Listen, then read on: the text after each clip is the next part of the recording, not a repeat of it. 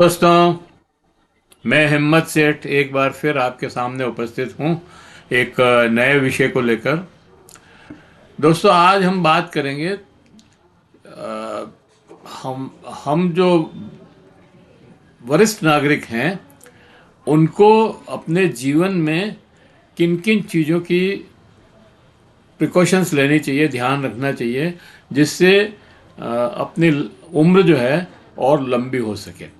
ख़ास तौर से जो 60-70 साल के बाद जो लोग हैं वो अपने आप को ये समझते हैं कि बस अब तो हम बूढ़े हो गए, अब हमारा क्या है, अब तो।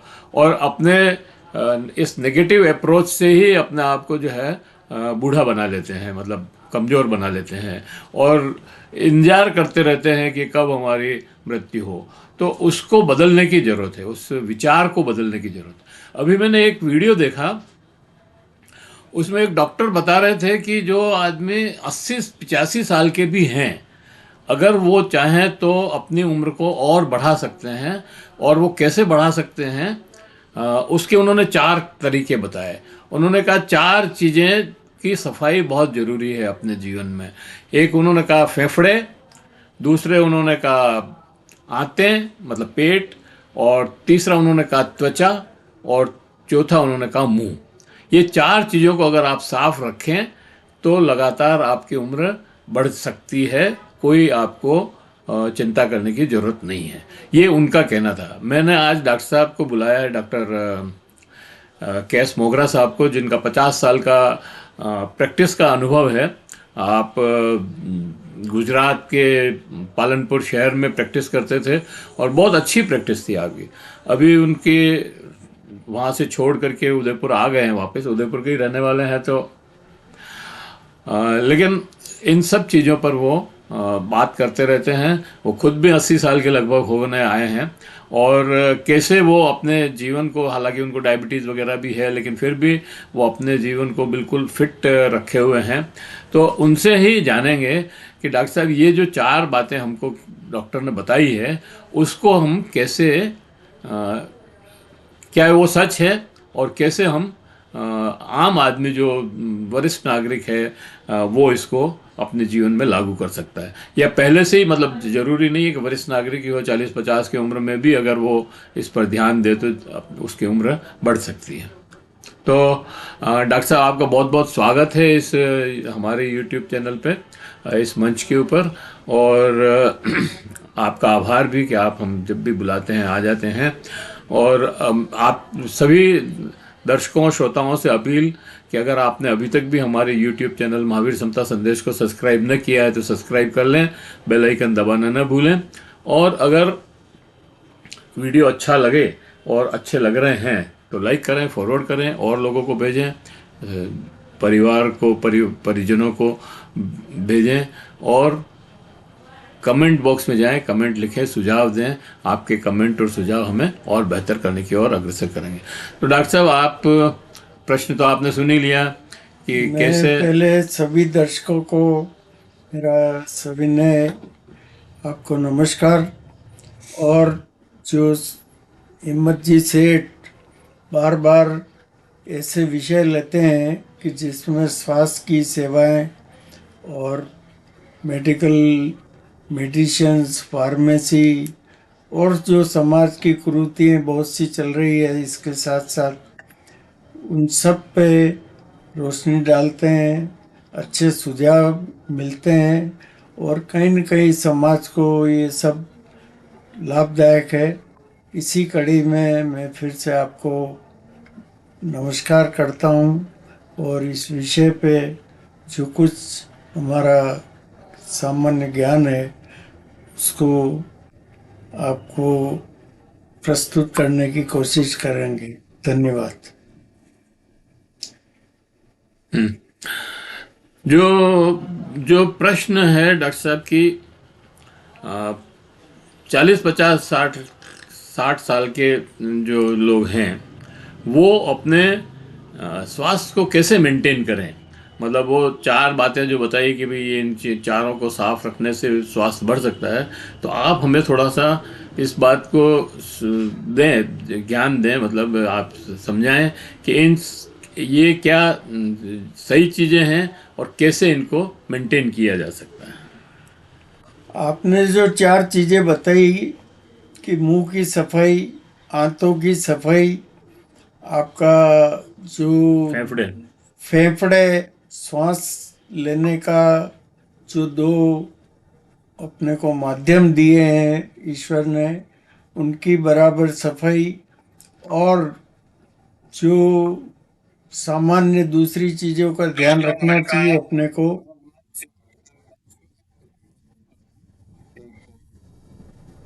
तो इन सब चीज़ों के साथ साथ बहुत ज़रूरी है ये मुंह की सफाई और आंतों की सफाई से पूरा अपना जो आयुर्वेद भी इस पर जोर देता है भाई कि जिसका पेट साफ उसका शरीर साफ। तो बहुत ही ज़रूरी है। कब्जियत नहीं रहनी चाहिए, नियमित सोच होनी चाहिए, पेशाब होना चाहिए। आजकल किडनी की डिजीज़, आंतों की डिजीजेस तो बढ़ती जा रही है और चिकित्सक भी बढ़ रहे हैं, फिर भी इस देश का यूं समझो आपके हर हॉस्पिटल में भीड़ भी बढ़ रही है। तो ये बहुत सोचने वाली बात है कि बीमारी क्यों बढ़ रही है, क्यों कैंसर बढ़ रहा है, क्यों डायबिटीज़ की राजधानी बनी है इंडिया। इसी तरह से बीपी तो घर घर की बात हो गई है। तो इन सब के लिए प्रिकॉशन बहुत ज़रूरी है। अपन कोई भी बीमारी को समझें और उसकी जो रोकथाम के जो तरीके हैं उसको अपन याद रखें, तो मेरा मानना है कि हर बीमारी का वजह जो जान लें तो वो बीमारी इतनी फैलेगी। लेकिन कुछ चीज़ें हैं जो अपने हाथ में भी नहीं है। बाजार से जो कुछ अपन खरीद रहे हैं, जो कुछ सब्जियां खा रहे हैं, जो गेहूं पक रहा है, जो फल फूल आ रहे हैं, उन सब में कहीं न कहीं आपको केमिकल्स का जो होता है छिड़काव, उसका असर है ही है। तो ये बहुत बड़ी वजह है। दूसरा जो आपने बताया कि चार फेफड़े साफ रखो, मुंह साफ रखो, आंतड़े साफ रखो, इन सब के साथ त्वचा, चमड़ी। त्वचा को साफ रखो। त्वचा भी सर्दी के टाइम पे थोड़ी रूखी हो जाती है, ड्राई हो जाती है। तो इस पे सरसों के तेल की मालिश वगैरह, और त्वचा को जो अंदर से जो नरिशमेंट मिलना चाहिए वो प्रॉपर विटामिन्स वगैरह मिलने चाहिए। इसी तरह से इनके साथ रेगुलर आपकी एक्सरसाइज रहे। योग आज पूरे विश्व में फैल गया है, तो हिंदुस्तान तो इसका जन्मदाता है। तो योग और कसरत को नहीं भूलना चाहिए। और इन चार ऑर्गन्स को साफ रखने के साथ पूरे शरीर का साथ रखना चाहिए। आजकल जो आए दिन अपन सुनते हैं कि 15 साल, 20 साल, 25 साल, 30 साल में हार्ट अटैक आ रहे हैं और अचानक डेथ हो रही है। तो ये आज के समाज के लिए बहुत बड़ा चैलेंज है, मेडिकल साइंस के लिए। और मेरा ऐसा मानना है कि इस पे पूरी रिसर्च होनी चाहिए। इसके कारण क्या है, आपकी खुराक ही इसका कारण है। समाज में जो पोल्यूशन है, एनवायरनमेंट जो इतना पोल्यूटेड हो गया है, इन सब चीज़ों पे ध्यान देना चाहिए। आज जो हार्ट डिजीजेस, जो कम उम्र के लोगों को अचानक जो डेथ की वजह बन रही है, ये कोई मामूली बात नहीं है। इसमें मेडिकल जगत भी थोड़ा उदासीन है। जितना इस पे ध्यान देना चाहिए कि भाई क्या वजह है, उस पर नहीं दे पा रहे हैं। और उत्पादन के लोभ में अब कोई नियंत्रण नहीं है कि कितना खाद डालना, कैसा खाद आ रहा है, कौन सा केमिकल कैंसर पैदा कर रहा है, डायबिटीज़ क्यों बढ़ रहा है, बीपी क्यों इतना फैल रहा है। तो इन चीज़ों में रिसर्च बहुत ज़रूरी है। और अपना अपने देश का ये एक रिवाज हो गया है कि भाई जो वेस्टर्न कंट्रीज़, अमेरिका वगैरह, जो कहता है वो अपन मान लेते हैं। अपना एनवायरनमेंट और जो दूसरे पश्चिमी देश है उनके एनवायरनमेंट में भी बहुत फ़र्क है, खान पान में फ़र्क है, रहन सहन में फ़र्क है। फिर भी वहाँ से पेटेंट होके जो ड्रग्स आती है वो पूरे हिंदुस्तान में चलती है, वो जिसे बंद करते हैं वो बंद हो जाती है।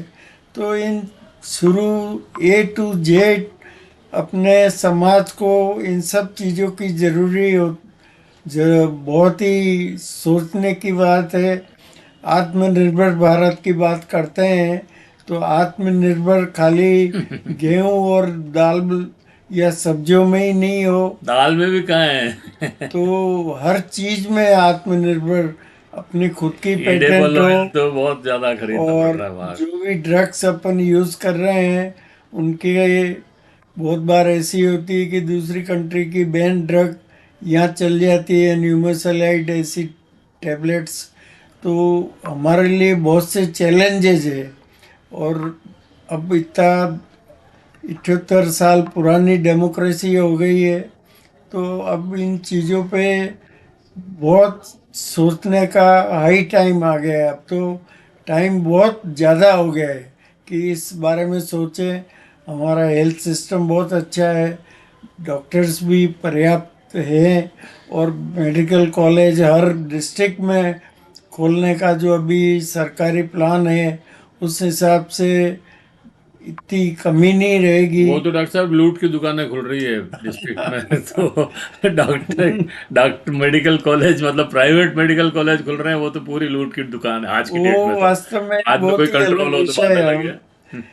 मेडिकल कॉलेज का प्राइवेटाइजेशन अपने आप में एक बहुत बड़ा विषय है। उदयपुर जैसे मध्यम वर्गीय शहर में 6 मेडिकल होना और एक सरकारी और 5 प्राइवेट मेडिकल कॉलेज, तो ये एक फैक्ट्रियों का उत्पादन हो रहा है। इसमें सारे डेंटल कॉलेज और मिला लो तो चार पांच वो भी है। डेंटल कॉलेज और डेंटल हेल्थ अलग ही एक विषय मांगती है कि आजकल डेंटल पेशेंट भी बहुत बढ़ रहे हैं, अवेयरनेस बढ़ रही है तो पेशेंट भी बढ़ रहे हैं। लेकिन मेडिकल फील्ड के लिए वो सोचना चाहिए कि आफ्टर ऑल कितने ही परसेंट हो आप डॉक्टर बन सकते हैं, खाली पैसा चाहिए। तो ये एक बहुत ही गलत ट्रेंड चल रहा है। और इसको, इसमें जो सरकारें हैं उनका सहयोग है जाने अनजाने। तो इन चीज़ों पे सब पे ध्यान देने में मैं मानता हूँ कि अपने prevention is better than cure. और जो 4 चीज़ें हिम्मत जी ने बताई कि किसी डॉक्टर ने कहा है कि भाई त्वचा, मुंह, आंतें और फेफड़ों की सफाई हो, पर इसके साथ बहुत सी दूसरी चीज़ें हैं। नियमित आहार हो, आपका शुद्ध आहार हो, रेगुलर एक्सरसाइज हो, और जीने का लक्ष्य हो। ऐसा नहीं कि हम रिटायर हो गए, अच्छी पेंशन आती है, अच्छा खा रहे हैं, कोई कंट्रोवर्सी में पड़ते नहीं है, जो हो रहा है जो मिल रहा है वो ठीक है। तो मौत की इंतज़ार नहीं करनी चाहिए।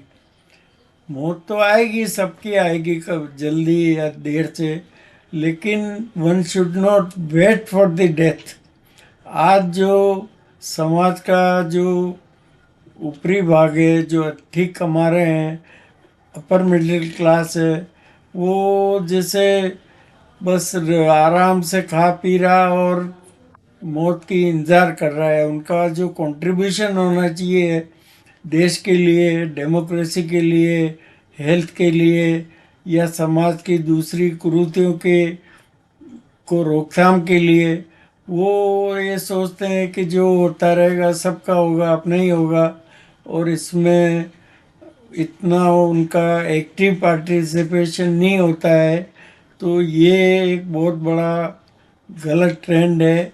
अपने देश में इतना बड़ा समूह है पढ़े लिखे रिटायर्ड लोगों का, उनके अनुभव का, उनके ज्ञान का, उनके जो तौर तरीके, वो चाहे तो समाज को अलग दिशा दे सकते हैं। पर थोड़ा उसमें आपको तकलीफ उठानी पड़ती है। थोड़ी कंट्रोवर्सी भी आती है, थोड़ा स्पष्ट कहना भी पड़ता है। तो मेरा तो यही मानना है कि अपने शरीर को अपन ढंग से रखें और जीने का अच्छा, लक्ष्य ये जो रखें। आंतें साफ करने की बात है, जो कब्जियत की बात है, वो मतलब वो तो कैसे ठीक करें उसको? दवाइयाँ ही असर नहीं करती है, तो अभी आंतें तो सिकुड़ गई है सब। आते कोई एक दिन में नहीं सिकुड़ती है, लंबा प्रोसेस है। ईश्वर ने जो शरीर बनाया उसका विज्ञान भी कभी बराबरी नहीं कर सकता है। यदि हम प्रकृति और विज्ञान का सब देखें तो प्रकृति का कोई मुकाबला नहीं है। जो सृष्टि की रचना हुई, किसने की, क्या की, ये बहुत सी चीज़ें कल्पनाएं हैं, लेकिन कोई न कोई शक्ति ने, जिसने भी ब्रह्मांड बनाया है, तो उसमें मानव शरीर को समझ लें तो इससे ज़्यादा कारीगरी कोई संभव ही नहीं है। नहीं, पर वो आपका तो हो गया ना, अब क्या करें? वो जो हुआ है उसको सिकुड़ मेंटेन गई करने आते, के वो लिए, कैसे करें अब? आते जो सिकुड़ गई है उसमें सबसे पहले अपने आहार पे अपने को ध्यान देना पड़ता है कि क्यों सिकुड़ रही है। अब हर चीज में केमिकल जा रहा है। आप जो फ्रूट खा रहे हो, ड्राई फ्रूट खा रहे हो, अच्छी हरी सब्जियां खा रहे हो, वो भी प्योर नहीं है, तो जाएगी तो आंतों में ना। 3-4 घंटे लगते हैं ये सारे प्रोसेस में। तो उनकी मेन जगह तो पेट, बड़ी आंत, छोटी आंत, तो इस तरह से जो आमाशय। सारा आमाशय जो प्रोसेस होता है, उस प्रोसेस को, ये रिसर्च का विषय है कि कब्जियत क्यों ठीक नहीं हो रही है, क्यों। पुराने ज़माने में तो लोग 1-2 किलोमीटर चल के जंगल जाते थे, हाँ, शौचालय वो तो को ही फिर जंगल कहते थे। वो तो अब वो चीज़ बदल गई, आज घर घर शौचालय हो गए हैं। लेकिन आपको प्रॉपर एक्सरसाइज और आंतों के लिए क्या ठीक है क्या नहीं है, और जो खा रहे हैं वो प्योर नहीं है, उसके लिए सब अपन सोते रहेंगे तो ऐसे ही मिलता रहेगा। जो फूड एंड ड्रग, अभी तो ये डिपार्टमेंट ही एक है।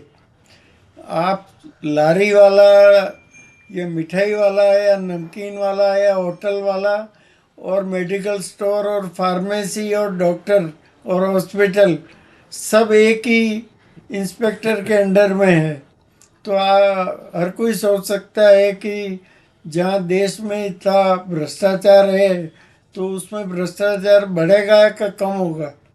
और तो इसमें आंतों वो तो की डॉक्टर साहब, बात। एमएनसी वगैरह जो है, मतलब मल्टीनेशनल कंपनियां वगैरह, उनका भी बहुत रोल है इसमें। और ये जो पेस्टिसाइड इंसेक्टिसाइड्स हैं वो तो है ही है, लेकिन अब जो है वो कैसे उनको ठीक किया जाए? और मतलब घूमने से भी नहीं हो रहा है।